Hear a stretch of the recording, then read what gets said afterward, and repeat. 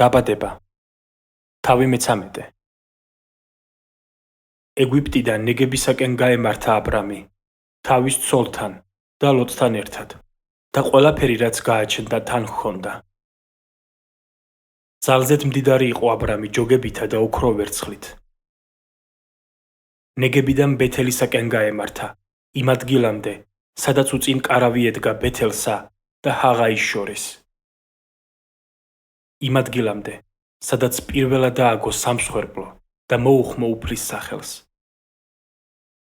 ლოტსაც, რომელიც აბრამთან ერთად მგზავრობდა, ასევე ჰყავდა მსხვილფეხა და წვრილფეხა საქონელი და ჰქონდა კარვები. და ვერ იტევდა მათ ის ქვეყანა ერთად საცხოვრებლად, რადგან დიდძალი ქონება ჰქონდათ და არ შეეძლოთ თანაცხოვრება. დავა ჰქონდათ ერთმანეთში აბრამისა და ლოტის მწყემსებს, ქანაანელები და ფერიზელები ცხოვრობდნენ მაშინ იმ ქვეყანაში. და უთხრა აბრამმა ლოტს, ნუ იქნება უთანხმოება ჩვენ შორის, ჩემსა და შენს მწყემსებს შორის, რადგან ძმები ვართ. განამთელი ქვეყანა ჩვენს წინ არ არის? გავიყაროთ, თუ შენ მარცხნივ წახვალ, მე მარჯვნივ წავალ, ხოლო თუ მარჯვნივ წახვალ, მე მარცხნივ წავალ. აღაპყრო თვალები ლოტმა და დაინახა, რომ იორდანეს მთელი ტაფობი, ცოყარის მისადგომამდე კარგად ირწყვებოდა, როგორც უფლის ბაღი, როგორც ეგვიპტის მიწა, ეს იქამდე, ვიდრე უფალი სოდომსა და გომორს მოსპობდა. და აირჩია ლოტმა იორდანეს მთელი ტაფობი, დაიძრა ლოტი აღმოსავლეთისკენ და გაეყარა კაცი თავის ძმას.